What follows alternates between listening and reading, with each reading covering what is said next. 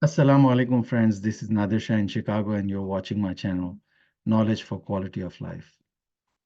Friends, if you recall, I started with my first vlog after the introduction on my personal story on vitamin D.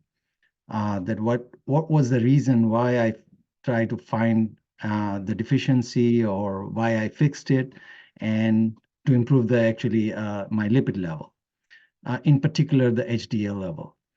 But in doing so, over the years, I started noticing something else as well as a benefit.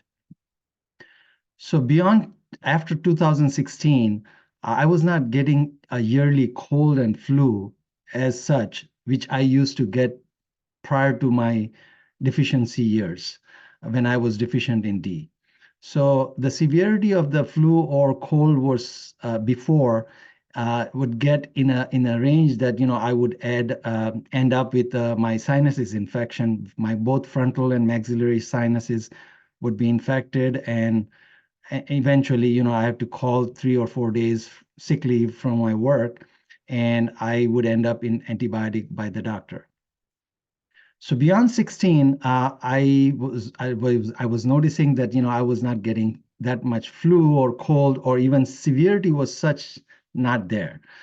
So I would get little sniffles, and for a day or two, and I would feel that I have something in my system, but I would not be a knocked out person. That I would call, I would feel like a drained completely, and there is no energy in my body.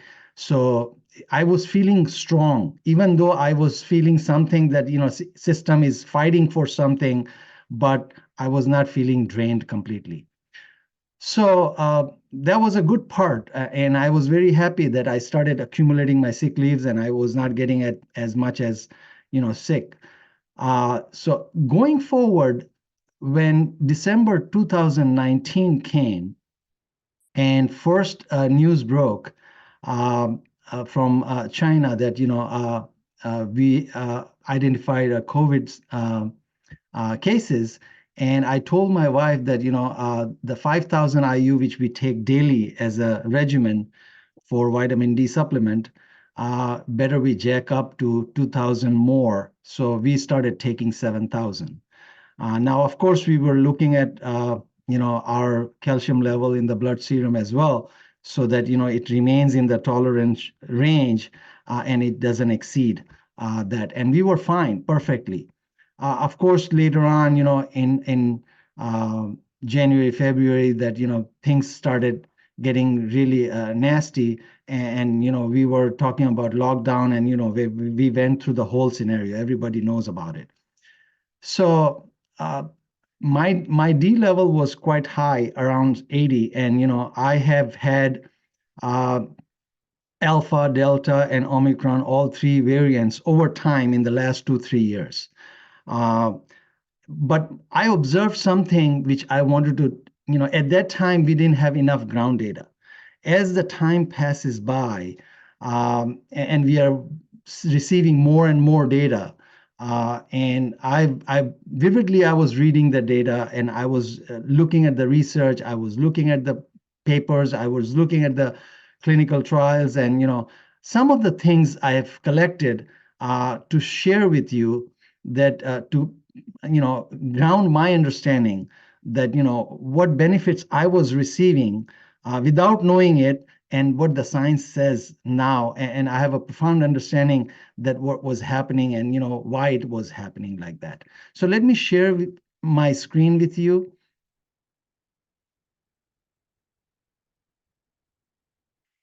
What you are seeing here is vitamin D status of the population, and this data is peak month of flu activity 82 to 83 through 2017 to 18, with average vitamin D level per month. So now if you look at this curve gives you a sense of vitamin D status throughout the year, right? Now, if you look at this blue bar diagram, that it shows that flu season or cold season, which we have somewhere between October to March, and it peaks in the month of February. Because we know that all the viruses and various pathogens are very active in the winter months. And if you look at the levels of the vitamin D of general population, it's like a yo-yo, so it just starts dropping as soon as we come out of the summer, and in fall it starts dropping, and then it troughs in somewhere January, and it starts backing up as we enter into the new summer. So January to March averages of this data's vitamin D level was less than 50 nanograms per milliliter, very deficient. And October to June averages were all less than 20 nanograms milliliter. So still deficient. We know that optimum, which we've been talking about all this time, somewhere between 40 to 60. And the benefit which I was receiving without knowing it, because I was targeting my level of 60 and above. And sure enough, I was getting full advantage of my vitamin D status against these viruses and these pathogens. So if you look at here, the next slide is vitamin D status for flu-like illness amongst grassroots health participants age 18 plus. Now, this population was included, a number of people were included, 12,605, and they were divided into different categories based on their D status. So if you look at one group here, less than 20 nanograms per milliliter, then second is 20 to 29, 30 to 39, 40 to 49, and 50 to 59, and above 60, and equal to or above 60. So if you look at this curve, that percentage of population experience the flu-like illness, in this category was 12%, and as the D level goes higher in the different bandwidths, the flu-like symptoms dwindles. So basically, if you look at it between less than 20 nanograms and equal to or greater than 60 nanograms, there's a 43% fewer cases like a flu illness people experienced. So I was in the same boat, and still I'm in the same boat. I don't take any flu vaccine on a yearly basis, just a disclaimer. And I don't advocate anybody to take it or not to take it. That's their individual choice between them and their doctor. So let's look at the next one. This chart tells us correlation between hemoglobin level and severity of acute lower respiratory tract infections. So this is the acronym for this infection. And this is y-axis is hemoglobin level. This is a protein which carries the iron part and which takes the oxygen to the cellular level. And if you look at the degree of severity of lower tract infections, as the hemoglobin drops, the severity of this infection goes high. So basically, it has a slope of negative slope, and it has an inverse correlation. So besides D, hemoglobin is an important player in protecting our lungs as well. And if you look at the vitamin D level, same lower tract infections. If you see the vitamin D level on the y-axis and the rate of infections on the x-axis, again the slope is negative, right? So it varies inversely. So higher the vitamin D, lower the severity was. And if you look at the next graph, correlation between vitamin D and hemoglobin levels. So this is a positive slope curve. Positive slope best fitted line. So it means that it varies directly proportional. So if vitamin D, if you take a little bit higher, your hemoglobin level will get fixed, based on this data. Now, if you look at another criteria that, I was looking at my vitamin D level, but as I started studying more and more about different nutrients and different minerals, that how it impacts the overall enhancement of the vitamin D and our keeping our health in ship shape.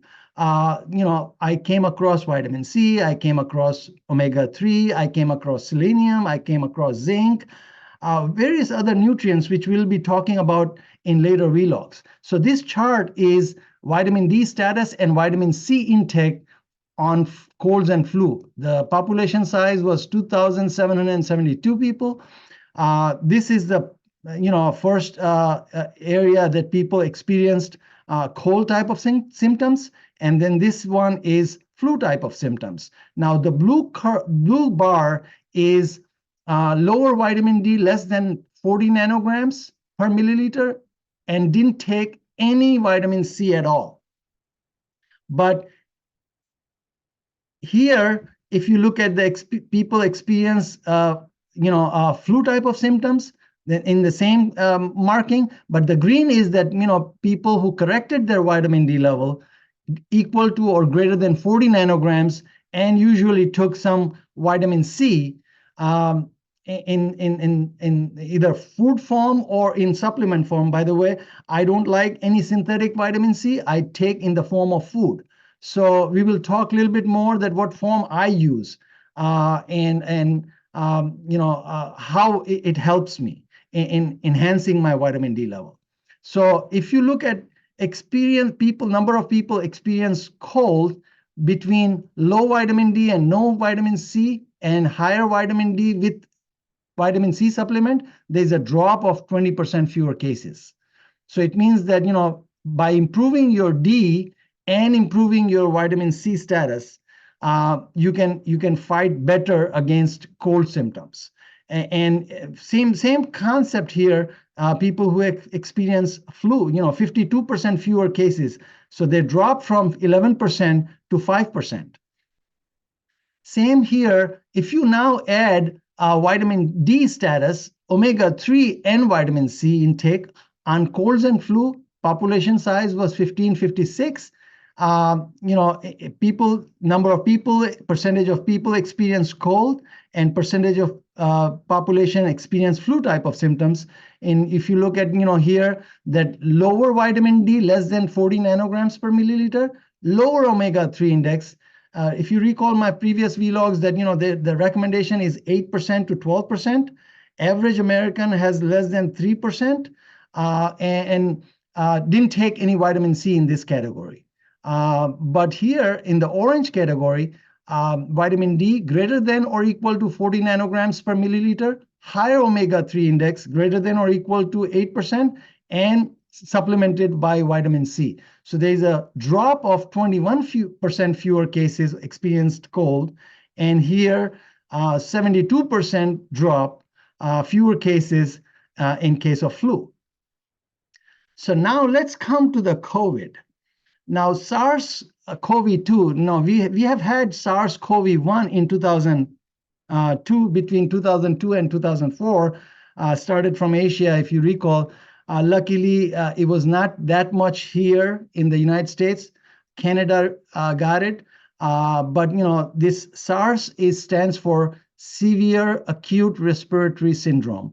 So basically, all these viruses, point of entry is either through nose, mouth, or eyes, and it transmits through the larynx and enters into the lung. Now remember that I said in my earlier vlogs that there are VDRs, vitamin D receptors, which craves for vitamin D at various cellular levels. And the functionality of those cellular functions depends on the D status of our blood level. So similarly, in lungs, we have ACE2 cells.